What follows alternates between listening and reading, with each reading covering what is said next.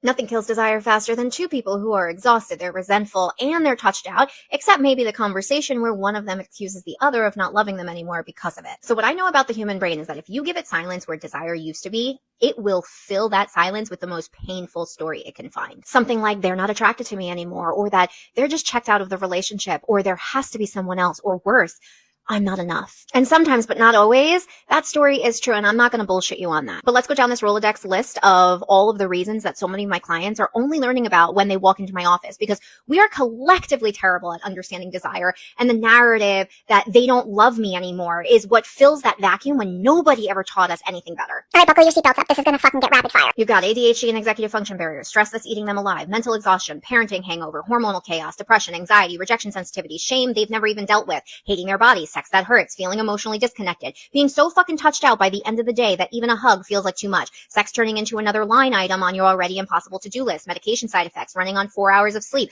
resentment that maybe they didn't even know they could name yet, never having experienced sex that was actually good, pressure, obligation, performance dread, a nervous system that's been in survival mode for months, feeling emotionally unsafe, chronic conflict with no resolution, feeling completely invisible in the relationship, carrying the entire mental load, perimenopause, menopause, testosterone changes, trauma history, not being able to mentally transition out of parent, employee, functioning fucking adult mode, and then into person who gets to feel pleasure, no novelty, no stimulation, no spark, sensory overwhelm, fear of letting their partner down, avoidance after enough bad experiences that the whole thing starts to feel pointless. Oof, not a small list now, is it? That's a whole fucking clinical presentation. And you want to know what makes me want to channel my inner stone cold Steve Austin and flip a fucking table?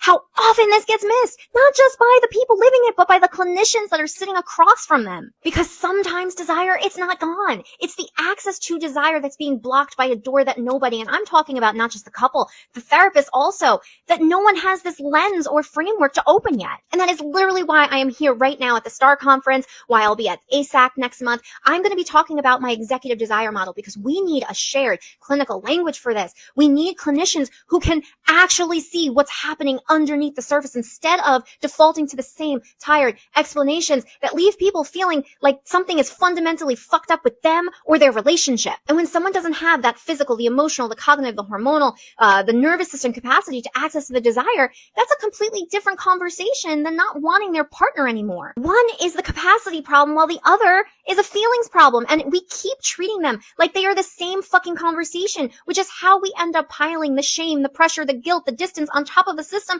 that was already fucking struggling, which by the way, makes desire even harder to access, which creates then more shame, more distance. You see where this is fucking going? Listen, I cannot wait to share more once my book is complete and the research I'm launching, hopefully early fall, gets off